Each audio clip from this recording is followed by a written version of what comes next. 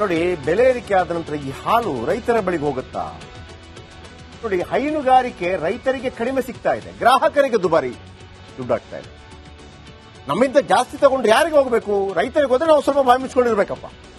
ಆದರೆ ರಾಜ್ಯದ ಕಾಂಗ್ರೆಸ್ ಸರ್ಕಾರಕ್ಕೆ ಭರ್ಜರಿ ದುಡ್ಡು ಬರುತ್ತೆ. ಹಾಲಿನ ದರ ಏರಿಕೆ ಹಣ ರೈತರಿಗೆ ಕೊಡ್ತಾರಂತೆ ಅಂತ ಅವ್ರು ಹೇಳ್ತಾರೆ. ಆದ್ರೂ ರೈತರಿಗೆ ಹೇಗೆಲ್ಲ ಅನ್ಯಾಯ ಆಗ್ತಾ ಇದೆ ನಾನು ಇವತ್ತು ವಿವರವಾಗಿ ಹೇಳ್ತೀನಿ. ಹೌದು, ರೈತರಿಗೆ ಅನ್ಯಾಯ ಮಾಡ್ತಾ ಇದೆ ಸರ್ಕಾರ. ನಿಮ್ಮ ಮುಂದೆ ಕೋಲಾರದ ಒಂದು ಉದಾಹರಣೆ ಹೇಳ್ತೀನಿ. ಕೋಲಾರಕ್ಕೆ ಹೈನೋದ್ಯಮದಲ್ಲಿ ರಾಜ್ಯದಲ್ಲಿ 2ನೇ ಸ್ಥಾನಮಾನ ಇದೆ. ಓಕೆ, 1500ಕ್ಕೂ ಹೆಚ್ಚು ಹಾಲು ಉತ್ಪಾದಕರ ಸಂಘಗಳಿವೆ ಅಲ್ಲಿ. ಕೋಲಾರದಲ್ಲಿ 7 ಲಕ್ಷ ಲೀಟರ್ ಹಾಲು ಸಂಗ್ರಹವಾಗುತ್ತೆ, 7 ಲಕ್ಷ ಲೀಟರ್. ಆದರೆ ಹಾಲಿನ ಖರೀದಿ ವಿಚಾರದಲ್ಲಿ ಒಂದು ಕಳ್ಳಾಟ ನಡೀತಾ ಇದೆ. ಇದನ್ನು ಹಾಲು ಉತ್ಪಾದಕ ರೈತರು ಮಾತಾಡಬೇಕು ಇದ್ರ ಬಗ್ಗೆ. ನಾಟ್ ಕೆಎಂಎಫ್ ಮಾತ್ರ ಅಲ್ಲ, ಹಾಲು ಉತ್ಪಾದಕರು, ಹಾಲು ಕರೆಯವರು ಮಾಡಬೇಕು. ಕಾಂಗ್ರೆಸ್ ಸರ್ಕಾರ 2 ಬಾರಿ ಹಾಲಿನ ದರ ಏರಿಕೆ ಮಾಡಿದೆ. ಓಕೆ, ಏರಿಕೆ ಮಾಡಿದಾಗ ಯಾರಿಗೂ ಹೋಗಬೇಕು? ರೈತರಿಗೆ. 2 ಬಾರಿ ರೈತರಿಂದ ಹಾಲಿನ ಖರೀದಿ ದರ, ಆದರೆ 2 ಬಾರಿ ರೈತರಿಂದ ಹಾಲಿನ ಖರೀದಿ ದರ ಇಳಿಕೆ ಮಾಡಿದೆ. 2 ಬಾರಿ ಹಾಲು ಏರಿಕೆ ಆಯ್ತು. ಈಗ ನಿಮಗೆ ಪ್ಯಾಕೆಟ್ ಹಾಲು ಸಿಗತ್ತಲ್ಲ, ಏರಿಕೆ ಆದ್ರೆ ಲಾಭ ಯಾರಿಗೂ ಹೋಗಬೇಕು? ರೈತರಿಗೆ. ಆದ್ರೆ ರೈತರಿಂದ 2 ಬಾರಿ ಕಡಿಮೆ ಮಾಡಿದೆ. ಇಷ್ಟಕ್ಕೆ ತಗೊಳಕ್ಕಾಗಲ್ಲ, ಕಡಿಮೆ ಕೊಡು. ಮೊದಲು ರೈತರಿಗೆ ಲೀಟರ್ ಹಾಲಿಗೆ 34 ರೂಪಾಯಿ ಸಿಗ್ತಾ ಇತ್ತಂತೆ, ಆದ್ರೆ ಈಗ ಕೇವಲ 30 ರೂಪಾಯಿ 20 ಪೈಸೆ ಕೊಡ್ತಾ ಇದೆ. ಆದರೆ ಹಾಲು ಒಕ್ಕೂಟಗಳು ಮಾರುತ್ತಿರೋದು ಅದನ್ನು 60 ರೂಪಾಯಿಗೆ ಮಾರ್ತಾ ಇದೆ. ಅಂದ್ರೆ ಸರ್ಕಾರಕ್ಕೆ ಲೀಟರ್ ಹಾಲಿನ ಮೇಲೆ 30 ರೂಪಾಯಿ ಲಾಭ ಇದೆ. ಸರ್ಕಾರಕ್ಕೆ ಲಾಭ ಸಿಗ್ತಾ ಇದೆ, ರೈತರಿಗೆ ಸಿಗ್ತಾ ಇಲ್ಲ ಲಾಭ. ನೋಡಿ, ಬೆಲೆ ಏರಿಕೆ ಆದ ನಂತರ ಈ ಹಾಲು ರೈತರ ಬಳಿಗೆ ಹೋಗುತ್ತಾ? ನೋಡಿ, ಹೈನುಗಾರಿಕೆ ರೈತರಿಗೆ ಕಡಿಮೆ ಸಿಗ್ತಾ ಇದೆ, ಗ್ರಾಹಕರಿಗೆ ದುಬಾರಿ ದುಡ್ಡಾಗ್ತಾ ಇದೆ. ನಮ್ಮಿಂದ ಜಾಸ್ತಿ ತಗೊಂಡ್ರೆ ಯಾರಿಗೆ ಹೋಗಬೇಕು? ರೈತರಿಗೆ ಹೋದ್ರೆ ನಾವು ಸ್ವಲ್ಪ ಬಾಯಿ ಮುಚ್ಕೊಂಡಿರ್ಬೇಕಪ್ಪ. ಆದರೆ ರಾಜ್ಯದ ಕಾಂಗ್ರೆಸ್ ಸರ್ಕಾರಕ್ಕೆ ಭರ್ಜರಿ ದುಡ್ಡು ಬರುತ್ತೆ. ಹಾಲಿನ ದರ ಏರಿಕೆ ಹಣ ರೈತರಿಗೆ ಕೊಡ್ತಾರಂತೆ ಅಂತ ಅವ್ರು ಹೇಳ್ತಾರೆ. ಆದ್ರೂ ರೈತರಿಗೆ ಹೇಗೆಲ್ಲ ಅನ್ಯಾಯ ಆಗ್ತಾ ಇದೆ ನಾನು ಇವತ್ತು ವಿವರವಾಗಿ ಹೇಳ್ತೀನಿ. ಹೌದು, ರೈತರಿಗೆ ಅನ್ಯಾಯ ಮಾಡ್ತಾ ಇದೆ ಸರ್ಕಾರ. ನಿಮ್ಮ ಮುಂದೆ ಕೋಲಾರದ ಒಂದು ಉದಾಹರಣೆ ಹೇಳ್ತೀನಿ. ಕೋಲಾರಕ್ಕೆ ಹೈನೋದ್ಯಮದಲ್ಲಿ ರಾಜ್ಯದಲ್ಲಿ 2ನೇ ಸ್ಥಾನಮಾನ ಇದೆ.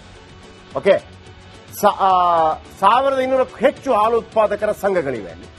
ಕೋಲಾರದಲ್ಲಿ 7 ಲಕ್ಷ ಲೀಟರ್ ಹಾಲು ಸಂಗ್ರಹವಾಗುತ್ತೆ, 7 ಲಕ್ಷ ಲೀಟರ್.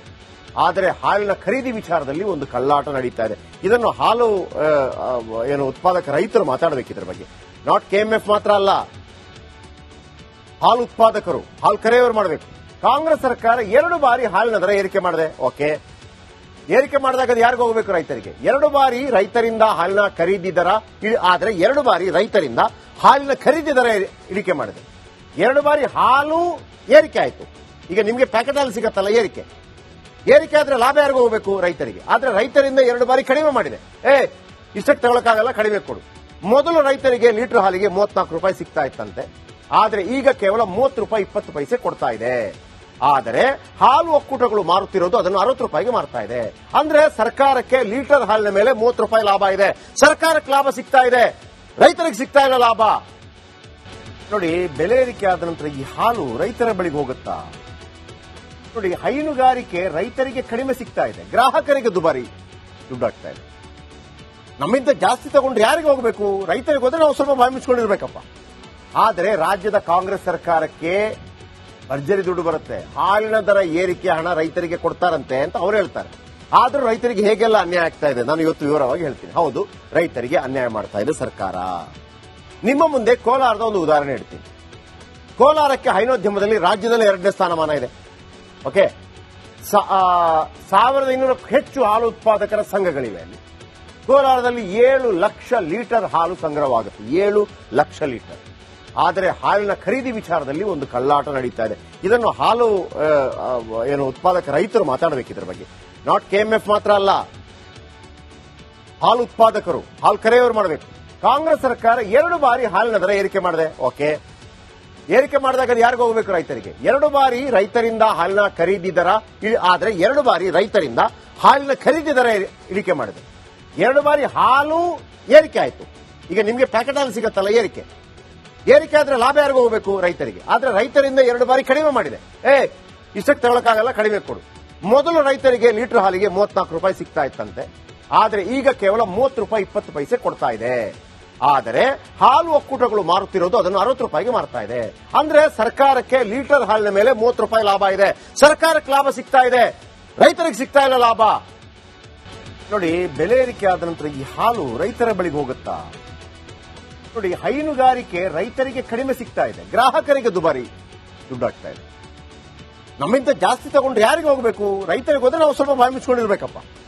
ಆದರೆ ರಾಜ್ಯದ ಕಾಂಗ್ರೆಸ್ ಸರ್ಕಾರಕ್ಕೆ ಭರ್ಜರಿ ದುಡ್ಡು ಬರುತ್ತೆ. ಹಾಲಿನ ದರ ಏರಿಕೆ ಹಣ ರೈತರಿಗೆ ಕೊಡ್ತಾರಂತೆ ಅಂತ ಅವ್ರು ಹೇಳ್ತಾರೆ. ಆದ್ರೂ ರೈತರಿಗೆ ಹೇಗೆಲ್ಲ ಅನ್ಯಾಯ ಆಗ್ತಾ ಇದೆ ನಾನು ಇವತ್ತು ವಿವರವಾಗಿ ಹೇಳ್ತೀನಿ. ಹೌದು, ರೈತರಿಗೆ ಅನ್ಯಾಯ ಮಾಡ್ತಾ ಇದೆ ಸರ್ಕಾರ. ನಿಮ್ಮ ಮುಂದೆ ಕೋಲಾರದ ಒಂದು ಉದಾಹರಣೆ ಹೇಳ್ತೀನಿ. ಕೋಲಾರಕ್ಕೆ ಹೈನೋದ್ಯಮದಲ್ಲಿ ರಾಜ್ಯದಲ್ಲಿ 2ನೇ ಸ್ಥಾನಮಾನ ಇದೆ. ಓಕೆ, 1500ಕ್ಕೂ ಹೆಚ್ಚು ಹಾಲು ಉತ್ಪಾದಕರ ಸಂಘಗಳಿವೆ ಅಲ್ಲಿ. ಕೋಲಾರದಲ್ಲಿ 7 ಲಕ್ಷ ಲೀಟರ್ ಹಾಲು ಸಂಗ್ರಹವಾಗುತ್ತೆ, 7 ಲಕ್ಷ ಲೀಟರ್. ಆದರೆ ಹಾಲಿನ ಖರೀದಿ ವಿಚಾರದಲ್ಲಿ ಒಂದು ಕಳ್ಳಾಟ ನಡೀತಾ ಇದೆ.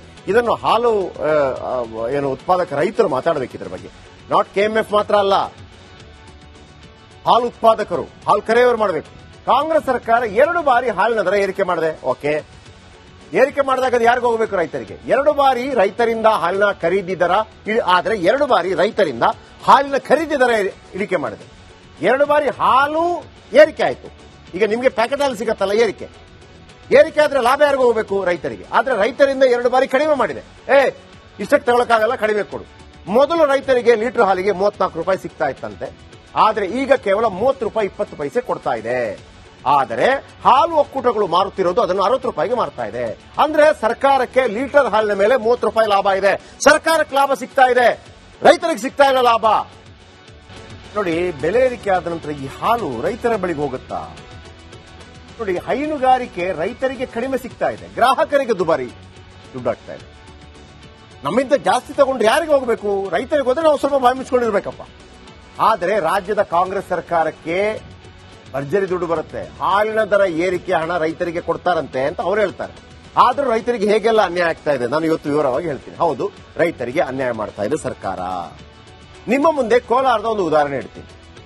ಕೋಲಾರಕ್ಕೆ ಹೈನೋದ್ಯಮದಲ್ಲಿ ರಾಜ್ಯದಲ್ಲಿ 2ನೇ ಸ್ಥಾನಮಾನ ಇದೆ. ಓಕೆ, 1500ಕ್ಕೂ ಹೆಚ್ಚು ಹಾಲು ಉತ್ಪಾದಕರ ಸಂಘಗಳಿವೆ ಅಲ್ಲಿ. ಕೋಲಾರದಲ್ಲಿ 7 ಲಕ್ಷ ಲೀಟರ್ ಹಾಲು ಸಂಗ್ರಹವಾಗುತ್ತೆ, 7 ಲಕ್ಷ ಲೀಟರ್. ಆದರೆ ಹಾಲಿನ ಖರೀದಿ ವಿಚಾರದಲ್ಲಿ ಒಂದು ಕಳ್ಳಾಟ ನಡೀತಾ ಇದೆ. ಇದನ್ನು ಹಾಲು ಉತ್ಪಾದಕ ರೈತರು ಮಾತಾಡಬೇಕು ಇದ್ರ ಬಗ್ಗೆ. ನಾಟ್ ಕೆಎಂಎಫ್ ಮಾತ್ರ ಅಲ್ಲ, ಹಾಲು ಉತ್ಪಾದಕರು, ಹಾಲು ಕರೆಯವರು ಮಾಡಬೇಕು.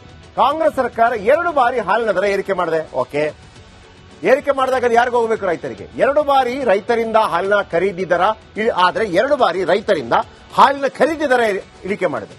2 ಬಾರಿ ಹಾಲು ಏರಿಕೆ ಆಯಿತು.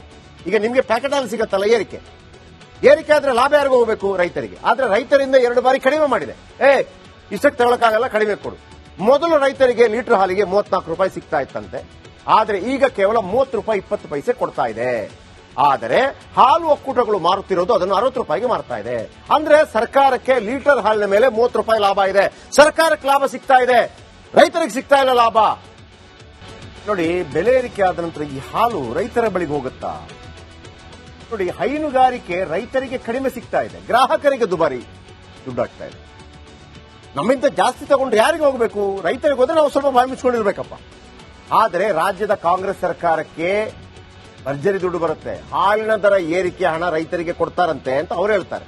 ಆದ್ರೂ ರೈತರಿಗೆ ಹೇಗೆಲ್ಲ ಅನ್ಯಾಯ ಆಗ್ತಾ ಇದೆ ನಾನು ಇವತ್ತು ವಿವರವಾಗಿ ಹೇಳ್ತೀನಿ. ಹೌದು, ರೈತರಿಗೆ ಅನ್ಯಾಯ ಮಾಡ್ತಾ ಇದೆ ಸರ್ಕಾರ. ನಿಮ್ಮ ಮುಂದೆ ಕೋಲಾರದ ಒಂದು ಉದಾಹರಣೆ ಹೇಳ್ತೀನಿ.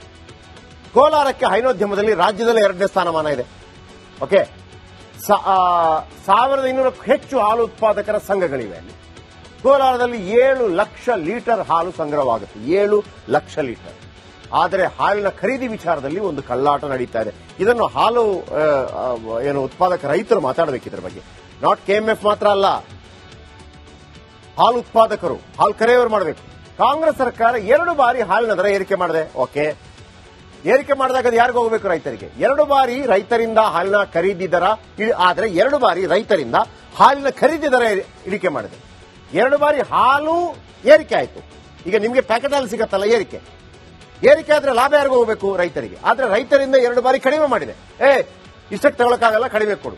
ಮೊದಲು ರೈತರಿಗೆ ಲೀಟರ್ ಹಾಲಿಗೆ 34 ರೂಪಾಯಿ ಸಿಗ್ತಾ ಇತ್ತಂತೆ, ಆದ್ರೆ ಈಗ ಕೇವಲ 30 ರೂಪಾಯಿ 20 ಪೈಸೆ ಕೊಡ್ತಾ ಇದೆ. ಆದರೆ ಹಾಲು ಒಕ್ಕೂಟಗಳು ಮಾರುತ್ತಿರೋದು ಅದನ್ನು 60 ರೂಪಾಯಿಗೆ ಮಾರ್ತಾ ಇದೆ.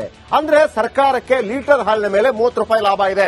ಸರ್ಕಾರಕ್ಕೆ ಲಾಭ ಸಿಗ್ತಾ ಇದೆ, ರೈತರಿಗೆ ಸಿಗ್ತಾ ಇಲ್ಲ ಲಾಭ.